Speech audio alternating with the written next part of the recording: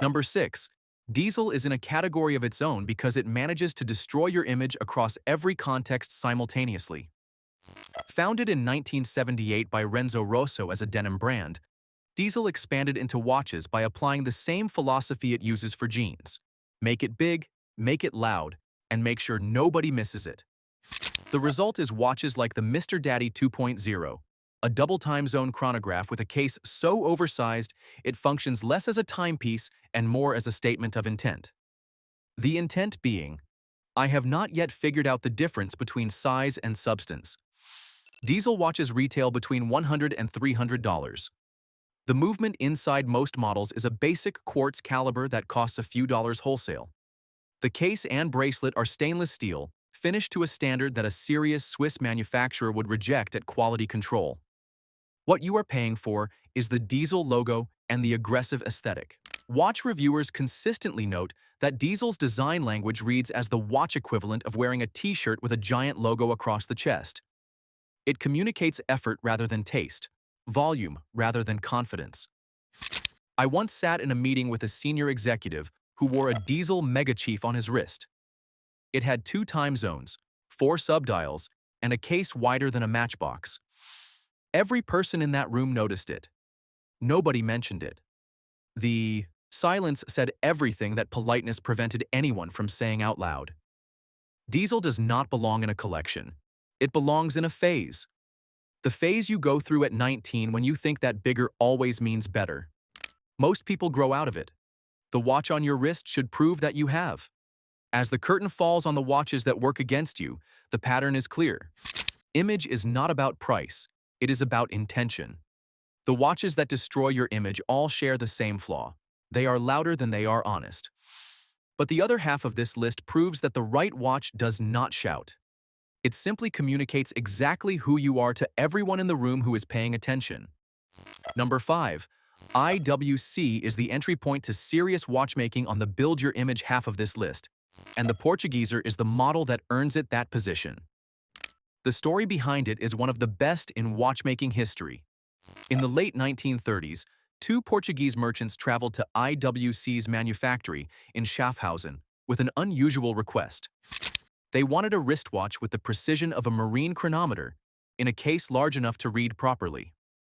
IWC's answer was the Portugueser, first delivered in 1939, featuring a pocket watch movement inside a case that was enormous for its era.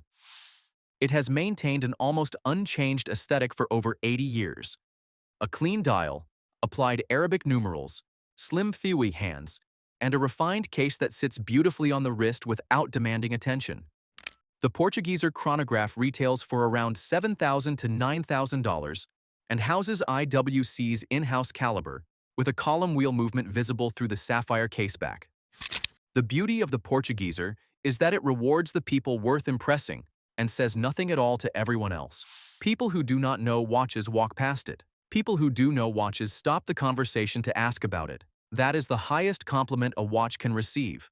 What makes IWC remarkable from an image perspective is the community it attracts. Not buyers chasing logos or status, but collectors who have done enough research to choose engineering integrity over marketing muscle. Wearing a Portugueser signals something specific and positive. This person has homework. They did not buy the obvious answer. They found the right one. Number 4. Rolex delivers the most universally recognized positive image signal in the watch world, and the Submariner is the model that built that reputation. Introduced in 1953 as the world's first waterproof wristwatch rated to 100 meters, the Submariner defined what a dive watch should look like, feel like, and perform like. 73 years later, it has not changed in any fundamental way because it does not need to. The current reference 126610LN retails at $11,350 with a 2026 MSRP, though secondary market prices consistently sit between $14,000 and $16,000, reflecting genuine demand that waitlists at authorized dealers cannot satisfy. That premium is not manufactured, it is earned. The Submariner works as an image tool because it operates on 2 levels simultaneously. At the surface level, it is recognized by virtually everyone. Taxi drivers, executives, and collectors all know the Submariner. At the deeper level, wearing one communicates something specific. I chose the reference that every serious collector respects, not the one with the most complications or the loudest case. A friend who spent years wearing a Hublot Big Bang switched to a Submariner last year. He told me that the Hublot started conversations he did not want to have, and the Submariner started conversations he had been trying to have for years. The genius of the Submariner is its restraint. A 41mm steel case, a ceramic bezel, a clean dial. Nothing to apologize for and nothing to explain. You are not buying a status symbol. You are buying 60 years of proof that the design was right from the start, and that kind of proof cannot be faked. Coming to the top 3, Omega communicates a specific and powerful image that sits at the intersection of performance, heritage, and cultural currency. The Seamaster collection has been in continuous production since 1948, making it the oldest Omega line still manufactured today. The Seamaster Diver 300 meters, the collection's flagship model, is priced between $5,000 and $8,000 and is powered by Omega's coaxial master chronometer caliber, META certified for precision, magnetic resistance, and performance under conditions that most Swiss movements cannot handle. Since 1995, the Seamaster has been the official watch of James Bond, worn through 12 films and by actors whose wrists collectively represent the most photographed timepieces in cinema history. That association is not accidental. Omega fought for the placement and earned it by producing a watch that genuinely matched the brief. Elegant enough for a dinner jacket, capable enough for an underwater mission. The image the Seamaster builds is one of confident competence.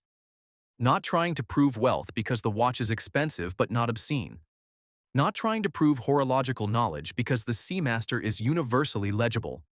Just projecting the image of someone who made a considered choice for the right reasons and has never needed to revisit it. Wearing one does not make you James Bond, but it does suggest that you know exactly who you want to be, which is a more useful quality than most people realize. In second place, Cartier builds an image that no sports watch can replicate, and the tank is the instrument it uses to do it.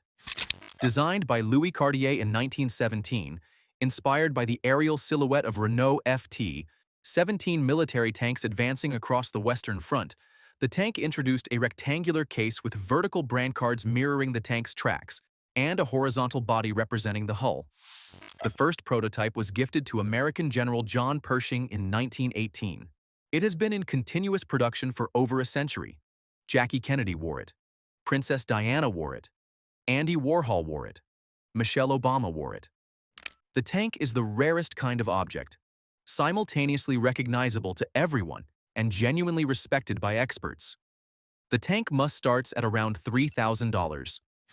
The tank Louis Cartier commands $5,000 to $8,000 and beyond. What differentiates the tank from every sports watch on this list is the context in which it builds its image. A Rolex Submariner is powerful in a business meeting. A Cartier tank is untouchable at a dinner table, a gallery opening, or any room where elegance matters more than technical specification.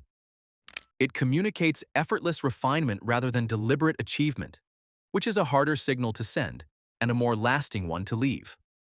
The tank does not compete with dive watches or pilot chronographs. It plays a different game entirely, and it has been winning that game for 108 years. Wearing one does not announce that you spent money. It suggests that you have always known what to spend it on, and that quiet certainty is the most powerful image signal of all. All the watches in this video are tagged with the best prices I could find. If any of these are on your radar, the link is already there. And finally, in first place, Tudor builds the most underrated image in the watch world, and the Black Bay Chrono is the model that proves it. Tudor was founded in 1926 by Hans Wilsdorf, the same man who founded Rolex, with a mission he put in writing himself: to make a watch that agents could sell at a more modest price than Rolex, yet one that would attain the same standard of dependability. For decades, that origin was seen as a limitation. Tudor was the affordable cousin, the option for people who could not quite afford the real thing. The Black Bay Chrono ended that conversation permanently. Launched in 2017 and powered by the MT5813, a movement developed in partnership with Breitling's Knissi manufacture, featuring a silicon balance spring and 70-hour power reserve, the Black Bay Chrono is technically credible at every level that matters to a serious collector.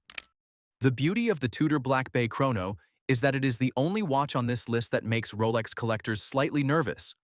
Not because it is better than a Rolex, because it might be worth more than the price difference suggests, and everyone who knows movements already knows it. The standard Black Bay chrono retails for $4,200 to $4,800. The Carbon 26 Limited Edition, released in 2026 in partnership with the Formula One Visa Cash App Racing Bulls team, commands $8,625 and is limited to 2,026 pieces. These are not budget watches pretending to be serious. They are serious watches that happen to cost less than their Rolex siblings. The image Tudor builds is the most sophisticated one on this list, because it is the image of someone who has moved past the need for obvious validation. Anyone wearing a Black Bay chrono has thought about watches carefully enough to know that Tudor's movement quality, finishing standards, and design integrity are genuinely competitive with references costing 3 times more. They chose the tool rather than the trophy. A journalist I know covers the luxury goods market and has worn a Black Bay chrono for 4 years.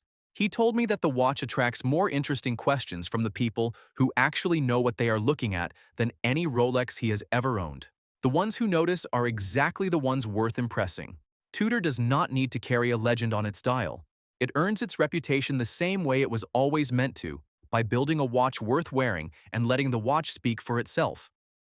That is not the most expensive image you can project. It is the most honest one. And in a world saturated with logos and borrowed prestige, honesty has become the rarest luxury of all. Across all 10 watches, the truth is the same. Your watch tells a story the moment it enters the room, and you do not get to choose whether it is being read. The watches that destroy your image all share one failure.